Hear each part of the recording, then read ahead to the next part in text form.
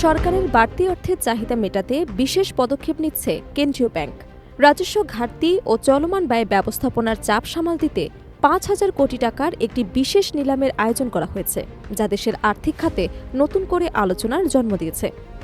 জানা গেছে, আগামীকাল ৯১ দিন মেয়াদী ট্রেজারি বিলের এই বিশেষ নিলাম অনুষ্ঠিত হবে। সাধারণত নিয়মের বাইরে গিয়ে এ ধরনের নিলাম আয়োজন করার অর্থ হল সরকারের তাৎক্ষণিক অর্থের প্রয়োজনীয়তা বেড়েছে। চলতি মাসেই এ নিয়ে দ্বিতীয়বারের মতো বিশেষ নিলাম হতে যাচ্ছে।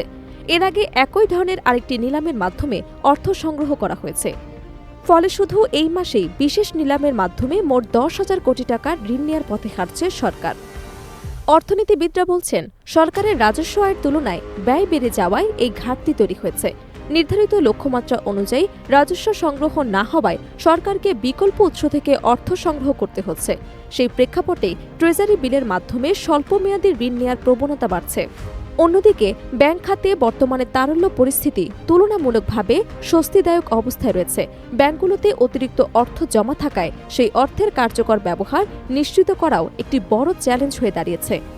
গত মাসের শেষ দিকে ব্যাংকগুলো ১,০০০ কোটি টাকার স্ট্যান্ডিং ডিপোজিট ফ্যাসিলিটি বা রিভার্স রিপো সুবিধা গ্রহণ করে। এর মাধ্যমে তারা অতিরিক্ত অর্থ বাংলাদেশ ব্যাংকে জমা রাখে। এই পরিস্থিতিকে বিবেচনায় নিয়ে কেন্দ্রীয় ব্যাংক মনে করছে, বাজার থেকে এখন অর্থ সংগ্রহের উপযুক্ত সময়। অর্থাৎ ব্যাংকগুলোর অতিরিক্ত তারল্যকে কাজে লাগিয়ে সরকার স্বল্পমেয়াদে ঋণ গ্রহণ করতে পারবে, যা একদিকে সরকারের অর্থনৈতিক চাপ কমাবে, অন্যদিকে ব্যাংকগুলোর অলস অর্থ ব্যবহারের সুযোগ তৈরি করবে। সাধারণত প্রতি রবিবার নিয়মিত ট্রেজারি বিলের নিলাম অনুষ্ঠিত হয়, তবে এবার ক্যালেন্ডারের বাইরে গিয়ে বিশেষ নিলাম আয়োজন করা হচ্ছে, যা থেকে স্পষ্ট যে সরকারের তাৎক্ষণিক অর্থের চাহিদা বেড়েছে। বিশেষজ্ঞদের মতে এটি একটি স্বাভাবিক আর্থিক কৌশল হলেও ঘন ঘন এমন নিলাম আয়োজন অর্থনীতির ওপর বাড়তি চাপের ইঙ্গিত দেয়। এপ্রিল থেকে জুন এই ৩ মাসের জন্য সরকার ট্রেজারি বিলের মাধ্যমে মোট ১,১০,০০০ কোটি টাকার স্বল্পমেয়াদী ঋণ নেওয়ার পরিকল্পনা করেছে। এই বিশাল অঙ্কের ঋণ সংগ্রহের পরিকল্পনা বাস্তবায়িত হলে তা দেশের আর্থিক বাজারে উল্লেখযোগ্য প্রভাব ফেলতে পারে।